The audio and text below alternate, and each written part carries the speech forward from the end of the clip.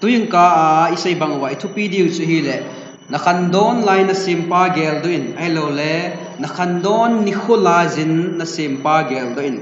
Remember your Creator in the days of your youth. At the end, heta hi northeast adinga khangtha ho din mun hi itabangham tiyong chom khat ka hin se no min. Van noile si nai 60% of population hi khangtha ho jo. Atam zo hi khangtha ho hi bine. Jong le aphamo penity diu ham alewa ale school high tam pen alewa ale holai sung society a boina sim tam pen dong chu khangtha ho ma ai kidin 15 to 25 years cho hi amaho pala lai ta hi jong le nu te adinga chu amaho hi nu le pa ka gel mai dinga chu chapang iti jong le prike cha gela hele alin ho akhang sing ho alin hong hi ama ho len na leisit hi achum hi khang tha ho len na leisit ti dham a kingdom muti dham a ki chum hi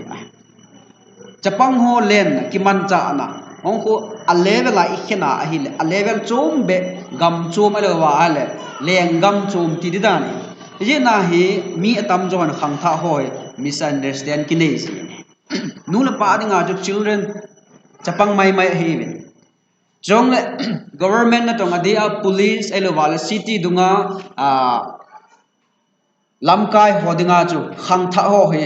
theida pen ta aje chu ma ho gari tol dong le adon ki baya tol lo achi le awa le yong le boina same disturbing ahi jibi aba ma chu politics lamkai ho politician hodinga chu igel kinale amoy mancha phata kinwai India sunglang ailawa le eho lang jong omen politician hon alam kai hon thilkhat bowling ati teng le nupi upa mangpun khangtha ho man kin mi to ki vo tu ding he lang kina ding hi jong le epi hi jong le khangtha ho bu ki mang ki nai hitabang bang chen jong le business ball holdinga business people holdinga chu khangtha ho epi kinam la mo market he kin event bazar itu adalah bazar itu market tabang mga kimangkin cinta ahong uma ahile ama sa pena ama hon a contact deal marketing abo la deal chu khangtha ho la ya hitabang chun khangtha ho hi mi za chom za chom chia agele e na hi insunga nu le pan dong khangtha ka cha ka na hi ipia ka gelam la chapang mai ka gelam ti hi igel lo dim ka igel jing divin ka de Bible in wang Psalm number jakhat som ni le sagi bunglia je changlia je vele hen gal hat pa khuna thal chang tabang banga ase khang tha ho hi an arrow in the hand of a warlord gal hang pa gal hat pa khuna thal chang bang banga ki ye lai he na chu amang pa ham amang nu ham chu athima ahile lo thina tam pi ahin pu lu ding hi chi thal chang ai wanga amang nu ham amang pa akiman hila hale amayong ama thi na yong ki bol do the jai ina chu khang tha ho khang dong ho he gal hat pa khuna thal chang hi di chu he de jong na Timothy ni na lang chu vekil han Paul in Timothy he nga lekha ana thot na a last letter a ase ko khang tha hoi ta bang ham ye le mi khuna uma mi mandinga ki se chu adi ya awan tu le khangtha tam ta vele mi khut na nul pa khut noya ale wal khusung lam kai hobung lam kai ho khut noya ki nom lo ai ta e nom lo je wa ha vele han khangtha hin khu khandon la hin huai thil si thil phalo ta kera ki su se na o men he ai wa adi pen ta ju pi ham da khangdong nunga go sang hoi nul pa manding pathin manding hi ja he mandinga yu mo he jo bible akimo he Echun lekha ji themon ase ji northeast India a khangtha ho hi itabang condition a amuam le they are in a society in transition society ki khel lai ta muna ha ading we ti ai chu vele han kum som masanga chu northeast society itabang ham pi jong I head de khang to lo he ade hinlaneo ki nu Nagaland Nagaland na hinanya ko na parent district yung ating subdivision alawa ala kukyo chen na ko velan akan tolo dan dan ai wa nga hi mi hin tu velen ai ma cha hello ke tabang alawa hele koi khat tong chu lekha simlo kha yong chu South India Kerala langa ga thia eta i ma cha chu ke de lo china thip na ke ne lo degree ke ne de lo ai wa nga chu gam hata at ki chi thia eta lo wai mi ong chu city le na ki chi thia eta velan society a ki hel dan hitabang din mun phat lai tai khang tha te u mu ya ye na hi sit na jong abain phat na jong abain jong le northeast atam jo khang tha mi ho chu itabang society a mom members of society in conflict ka te society ki tup lo na society nam na nam za la dat ki boy na society a cheng i hiu ya militancy na insurgency ching noi gam noi eti ha clanism tribalism factionism holang ga ki hentel na chom society hi ki tup lo wa is a notice a society notice a dunga gol khang tha hoi vela hen awang se hi diu ha elowa ale ichan diwa kilo mam society yong vela I now society yong akisu khat cham lo wai hitabang din buna chi mu jong le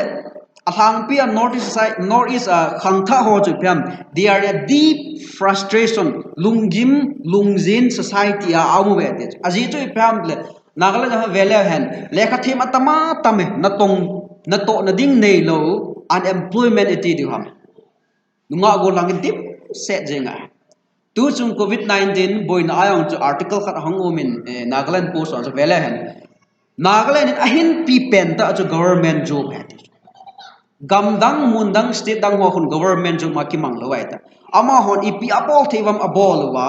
achi na athip na wa ko na thil tha abol do ai wanga Nagaland iho economic chu almost 100% to government suma ki ngam na lai ya hitabang bang choi na lai ai ho din mun khu yong vele hen isum hi iho business ibola imu be se lo wa hitabang society a chu mu hin le na he le khasim lai primary school middle school high school a drop out atamma mai khat ve le 2018 19 20 pare survey vela hen Nagaland hi asang pena hong ji chu khat ve le drop out le kasim langjong achawai hin kuman dong achawai vela hen asang pi a hi society hi chawai alowa ale organize lo hi tabang din mun society ai khang tha te yum yena chu hi tabang phat lai tai mu wa ipi ho dinga koi mo am le ho bible like pathin thun ese pe chu na khandon laijin na khandon ni khulajin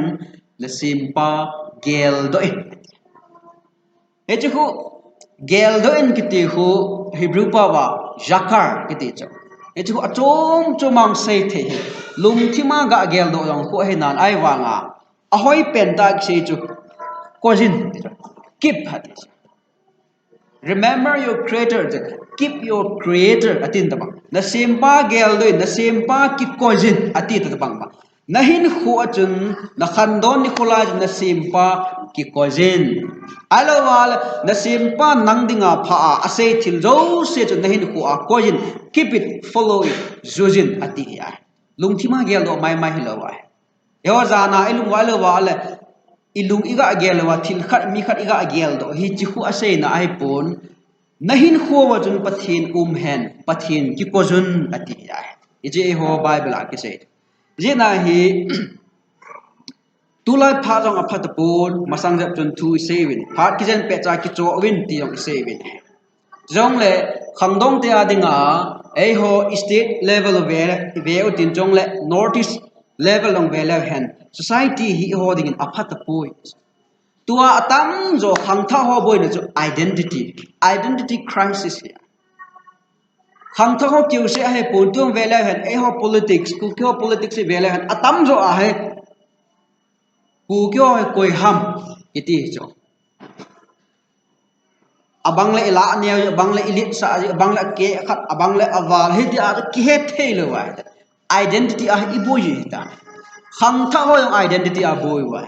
tu masang je machun article khat hong umin ija chun Guwahati Meghalaya ko na numei khat Guwahati problem di dam interview ki bol na hai nang koi nei ham tia ado was ama to ki sei thei telo I pe pen hi ki sei le kadi pen ngam ja ki het la ta ke khasi kahi ha alwa ale north easterner mai kahi ha north east mi mai kahi ha or indian kahi ham india mi kahi ham alwa christian kahi ham ka identity I pi ham tia ama la ma ado ta khang tha ho ya to velen atam ro khang tha ho ikisim ikisa da nu hi ido yu ji pi ham le mean recognize able la diwa o min ma ko lasa athi mi akivon dan ahoy aum dan ahoy de mi het na ding mai maya ko kisa adung gi moi tan pathi ni su mil ta we ne e na hi ke koi kahi ha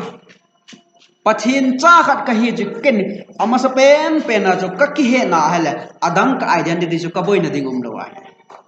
I want to like nunga agol khang tha atam jo he velen I boi now hi e hole ikisim tu gonu ikidok sang gonu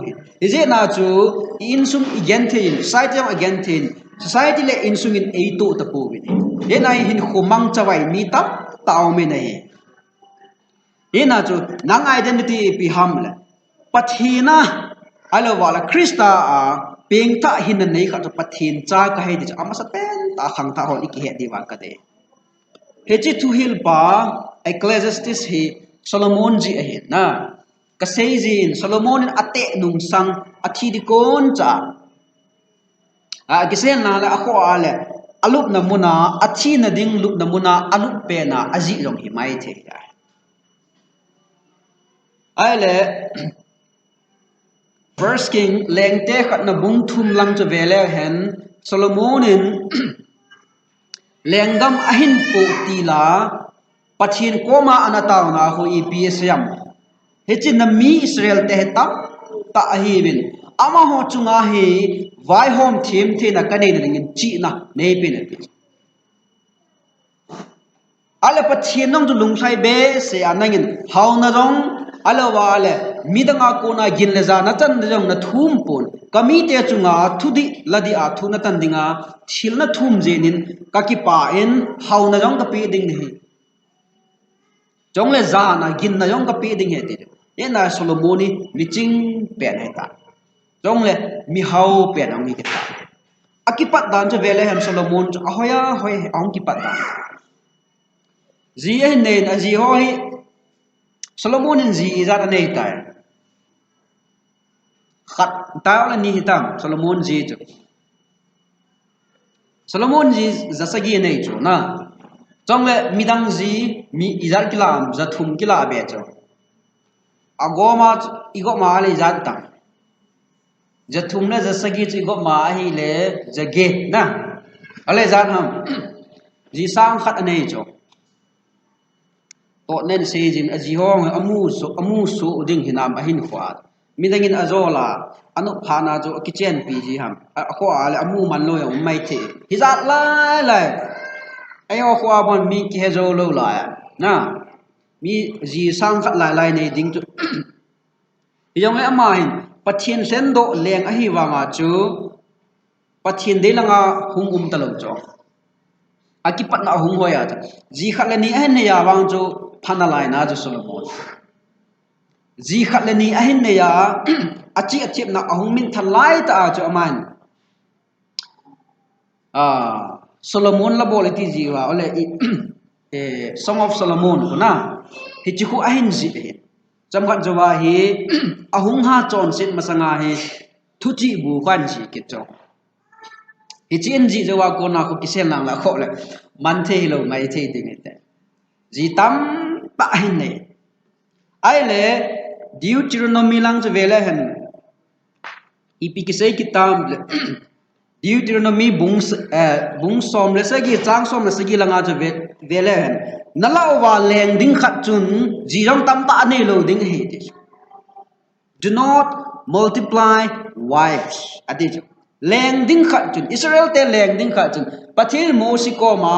thupe aneya he chi gam tep gam na hun ting le leng nei nei ding he he chi leng pa chun ji tam ta anei lo ding hin khat bo nei dia ti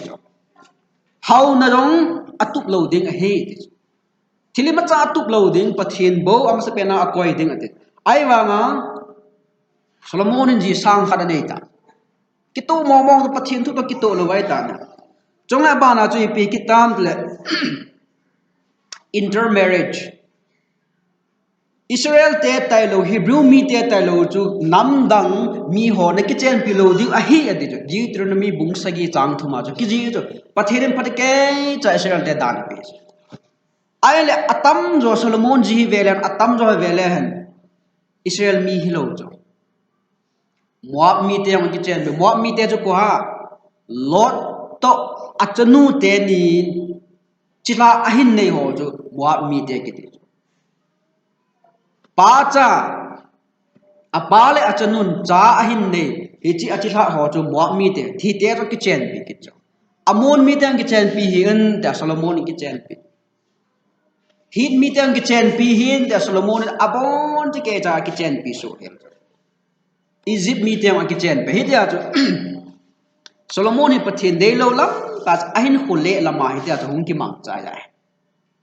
khandon lai agol san hoi lai ta cho man nu sa na na mang zina chu akigel gela ala pachina kuna awa mangdan dan amu phana aman azona dingin atia lekha hin ji kit thuhil pa ta thuhil pa an ji ai aman aji yong akolo acha te yong akolo aleng ina na tong ho yong akolo thempu ho dan sun ho ale ama jawa le hung chang thi ho ama akho sa pen ta cho khandon ho kidang ta cho na khandon ho jinei lo lai ho ti nei lo cho khandon ho Solomon hin la ya khandon ati ho hi chang ni chang thum chang le je vele hem i het di ho ya koi ta bang hi khandon ati ham nate a na dei de namuna na chi ma sang ati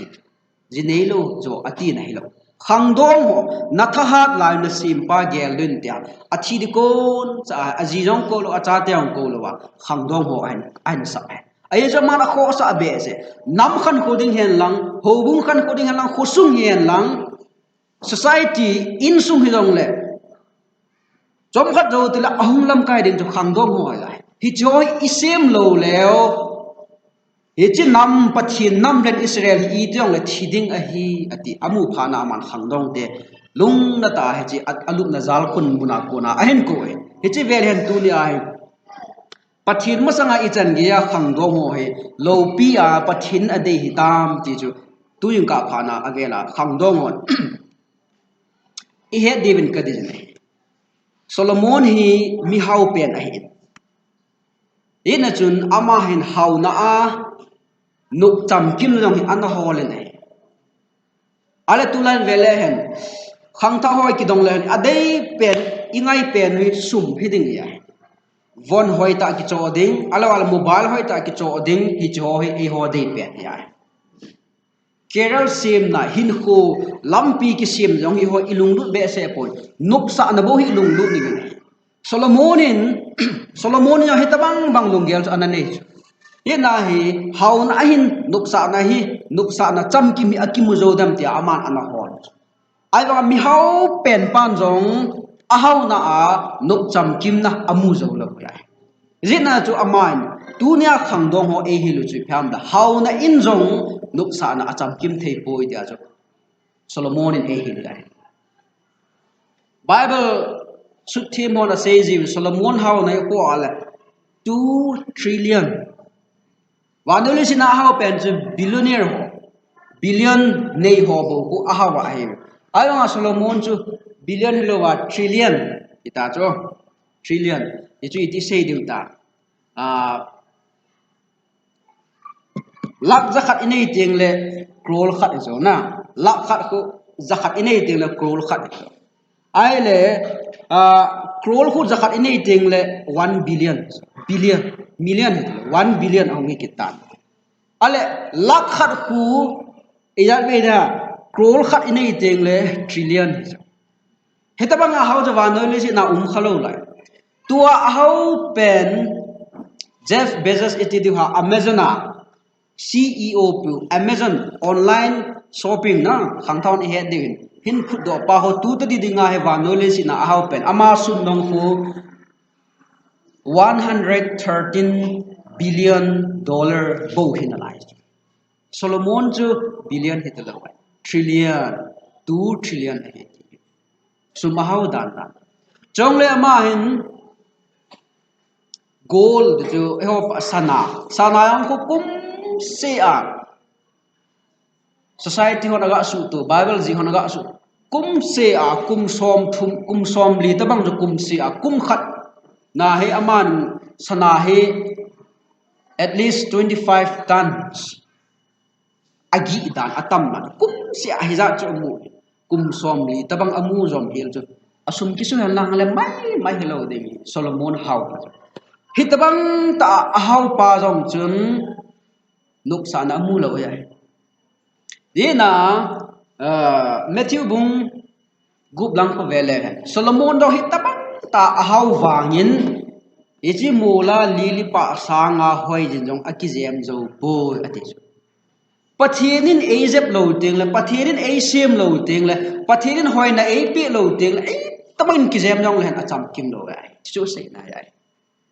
ya nungang ko langon ipi e wa focus pen ham ti hi tu jing ka phana ikigem de ka de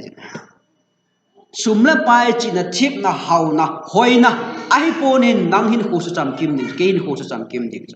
pathin hi ai ena hi chi thuil pa ma mai bung thum chang som lekhat lang je vele ni pi sem God has put eternity in the heart of man ade mi te lung chi ma hin pathinin tun sot ngai na akoje atis gan chaw lung thi ma ko tun sot ngai na lo pi cho na chi no mam ki te lang le kanom poyong ti ve ta itham ai ba ga mi ki thinom lo cho ki hing nom ki kum zakat kum sang ni elwa la kum sang som hing diong ki nom cho ibola ino mo ham hin jing ding thi ding inop lo cho I piham hi chi kon akoi ham pathin ko hi chi lung thi mu ai Ena Solomon ase hi chi su tam kim na dinga chu aman haw na jong amangin amu po na hi chola business te cho aman farao chan ho wa ke chen bi cho masang la ya chu vanole si na anaching do masapen nam chu Egypt te na hi wi cho Egypt te Babylon mi te na hi wa hin ena chu aman hi chi Egypt hausa leng chan ho to ke chen pi a hi chi Egypt leng ho aman akizok mat pi a business lang hen lang galang hen lang ipi long ade pha le hi chi leng ho aga ki ko ji hi lai ena sa leng ga mong chu len che je hi ta bang ding mai ya chu mi ke chen pi ya achanu te ke chen pi ya business len ta lengam len ta ani aman hi wang azona ase hi cho jo song jo pan be hi pan ve aman tuin phrike jan ki dong ji sang khat kana nei nang tu pan ve hi ti te si wang sei lo cho na ai wang a sei su ta sum dong pan ve wa noi le se na thil ki bol jo se pathin apan lo wala pan ve hi apan na ding khat cha nga gol tang ho I khandon lai hi yang kana sei jin KGA ai lo wala suma cho ding hen lang la iza na ki sa dem ka ti ji na ai ho I value pathian hin ko wa apan lo wa ai la I ma cha la wa ina jo man na ha tan tong yong la chun hi jo pathian pan la wa la pan na be lo sin na len ta ne yong la chun pan na be hi it's a great achievement lo sin na jong pan na be hi pathian be nuk sa na yong aman nuk sa na jong an ho len hi ji sang khan ani jo nuk sa na dinga ani ya jong le aman azite se yong chu in sa pi cho azite pathian ho na dong in sa pi ya atam no sana ki sa ya hitabang nuk sa na chu ane wan amat azona se hi chong chu pan na be hi lifestyle sana ki zem cho sana ki zem Solomon ai wang hi jang ya a house wang chu hi chong chu pan na be hi ai le bung som la khat langa ko na ko amat I pi chu pan na ham ti all an say ta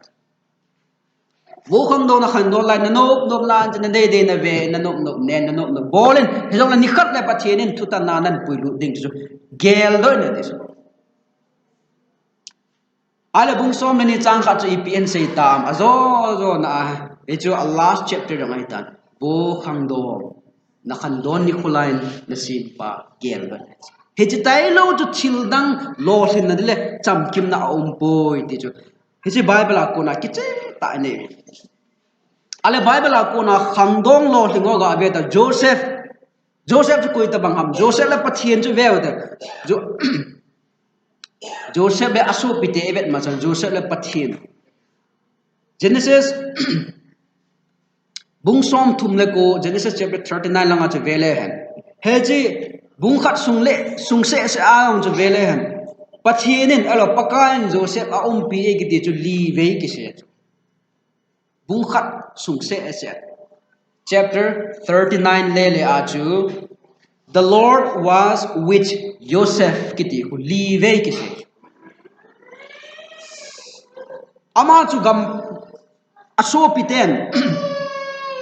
reject a ball aso piten apai manguya aso piten azo manguya hitabang ta aso pi ki ball do ki the to chu khalo mai che hin le se chu ma ai wa ma vele hen Joseph chu rejected ki pai mang ki zo mang ya hitabang chun iso pin e ball e ti ki ngai dam the ding lunga au ma ding ya ai wa ma man asia ma cha gel lo aso piten apai mangwa reject abolwa azo mangwa chu ama hin ku a testimony ku velen atam zo aku the Lord was with Joseph pakai Joseph chu pi ekiti chu pakai pi khandong chu I tiong le lo sam lo ding a he ama hin ku aku na kim ale Egypt gama ahong umin chom khat jovin Egypt prime minister hola ala alen pen ong itan mi gama hi chan ge lo thin na chu ya ko na ngam na pathina ko na hung ya ina chu khang tha ho I tamang din mun tu jong le hen pathian in kho a po wa hele lo thin na ding ya chule aba na chun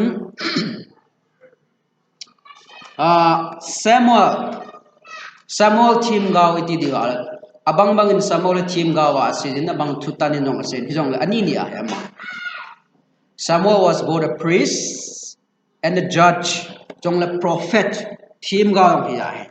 Saul Israel te leng mas pen hintung do pa thau hin nu pa chu Samuel he Samuel chu kum som le kum ni hiya chu pathin ko ta kum som le kum ni a hiya chu pathin na to pa ta ina chu one of the greatest person tida Israel nampung pi anga chu mi za pen ta ngai pen ta Samuel ongeta khangdong ho jo pathin ei ko wa pi po wa hi le Samuel banga hi man cha the hi ti ba hi Daniel long chu kum som ni a hi masanga kum som le thumalo kum som le li a hi la ya ki po manga he ta akhwa ko na ki po manga khu chuma ki ko ya he ta tua la ko na hwa zalu kya among ko vele standard ta hawe chu na ayon atam lo an Dimapur sang alins town nong ki mukhalawa kabe vile za charam ji mainland newspaper Times of India the Hindu to ko Northeast to se to remote area ati ji chu gam khang to lo gam bo iti ai pa nga chai ho to Dimapur zalu ke kuhima pha le first class a ki game hilawa ya nga gol lang ki chi the ni itabang taw na itabang mo Daniel long chu ama Jerusalem ko na ki pumanga Babylon ki koita icha jo anu thuyong lo pa thuyong lo so pi alo wala thim gao thim po thuyong kilalo wa heta ena jo khangdom tam tan anuk no ane wa no no bol wa Babylon te pathin aho wa heta no ta kisai ai wa Daniel wang chon ipi se ta iti ke ho leng an nei pe go no ham leng an nei pe ong le chu hita banga he ka kisu bo lo di ati chu Daniel le loi hon ka kisu bo lo di ipi bo na ma ha he chi leng pho an ne a zu jong ki hal mai the jong le ma hon pathin nei chu Babylon te an ne masang wa ko ma hon apathin ko ma akat do masa tuing kai hon nong to wi ma san na nei program mi ma chu ipathin ko wa san na nei bang ma ko langa leng te on chun malai mi te on chu an ane ding te apathin ko wa asan do masa ina chu Danielin abu chu tu yai na ai wa nga chu hitabang kata san to akito lo je na hai ka accept lo di iti ka kisu bu ding ham te ane lo jo anche nei pe vin ti jo anche pe wa aloi dang hon salenga ne wa ni kho sin pha na competition na jo hi che fashion show a jo koi hoi pe nam ti le danel le loi ho hung hoi pen ta ki chu na pathin pangai hin kho he pathin apan ting le hoi na lang hian lang lo sin lang le koi ma lo sa lo ai danel long ta bang bang chai is no nga ko lang appetite igil kel now it thili du cha now kitu kim diu nga ya mundang gam dang nu le pa mu lo ka ma um te le kitu ti mu nga ya that vele amount of daniel long chu kum chapang cha lo sing tai ama jong prime minister hung kai chu le gam dang a prime minister hung kai hitabang che jong le david jong chu vele a khandon lai ta ko na pathin an man cha pa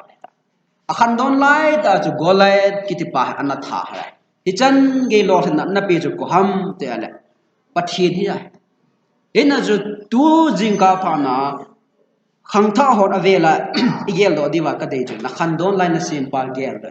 na khandon lai na sim pa nen hu aki ko chu na khandon lai na sim pa thupi ho chu ni hi chi chu hi that is the only way to success loss in the lampiam tabang le kha sim lang hen lang lo na to lang hen lang kitchen in chen sim lang hen lang e pilang yong ma sa pen ta chu i sim pa hoi i gel do ba hele lo thena ding ya he de chu tuing ka pha na ise yin tin ise na lawa chu